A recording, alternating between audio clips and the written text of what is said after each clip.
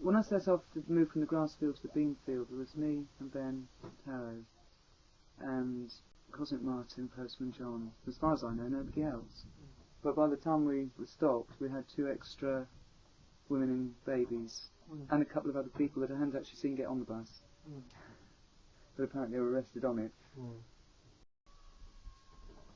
I was sort of stopped that way, with the police coming up towards my left. I saw the ITN crew coming across at an angle. That's before the windscreen broke, and I was already stopped. And then they came up and they were all shouting, and they broke the door window first. Now there was a crash to my right, and there was 2 policemen. Well, I presume they were policemen anyway. Couldn't really tell. They had the riot suits on, the whole lot, visors down, gloves on, and pale blue scarves around their lower faces.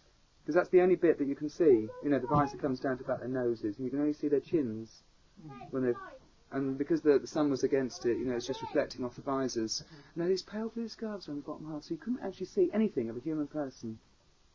And they were breaking my window with a spike about 4 foot long, that round, you know, sort of pointed, which they did break. And as it came through, the windscreen came through, and I went back, and it came through right where my head had been. And that, but it was the fact that they were all covered up. You couldn't see who they were or what they were. They could have been robots. Well, spooky. But nobody else has ever noticed the pale blue scarves. Nobody else sort of witnessed that. But they were obviously totally in disguise because they intended to do serious damage. That's what I felt. And that was scary. If it hadn't been for the ITN crew who'd just come up that road, I dread to think what would have happened. Stop! Get here! Stop it! Out! All right! Stop!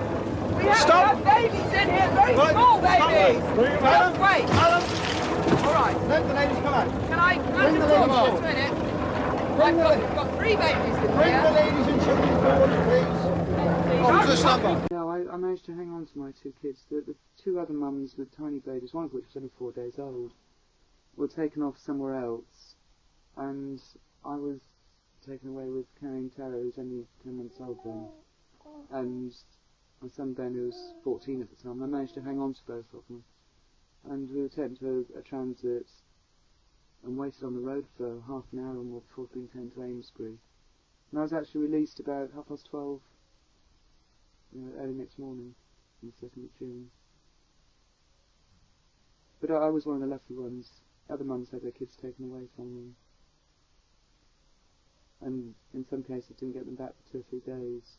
And the social services in Wiltshire were actually very good. You know, they tried hard to keep mums with their babies and get everybody back together. But Hampshire decided they wanted to hang on to the kids and dressed them up in nylon dresses and fed them sausages, you know, vegetarians and things like that. And it was quite horrendous, really, that you could treat children like that. And they're supposed to protect them. Good things well, please. But I was lucky. Managed to hang on to them. I've lost my home.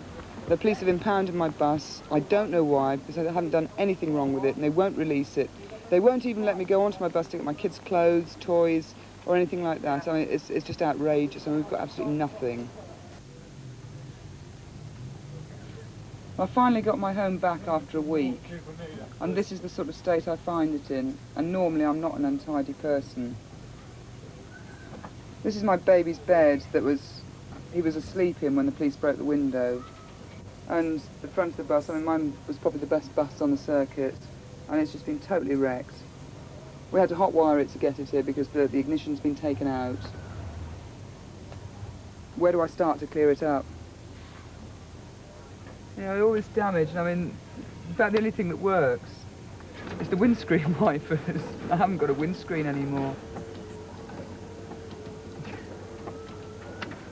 Oh, this is ridiculous.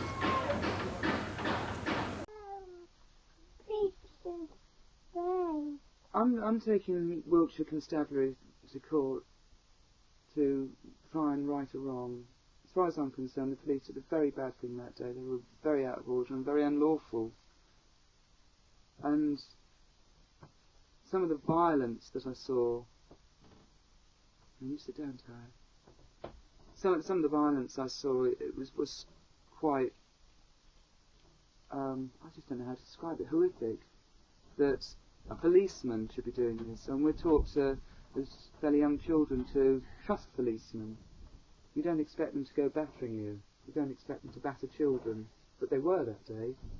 And I want to show the whole world that policemen do that sort of thing occasionally. And then maybe people will believe it and try and stop it. It's only by the will of the general public that things like that can be stopped. And they don't just do it to us, they do it to lots of small groups. You know, anybody who's in a minority is going to get trashed one way or another, and this is wrong. And I want to show that one policeman do it, and then hopefully it'll get changed after that to stop them doing it. I think this is very important.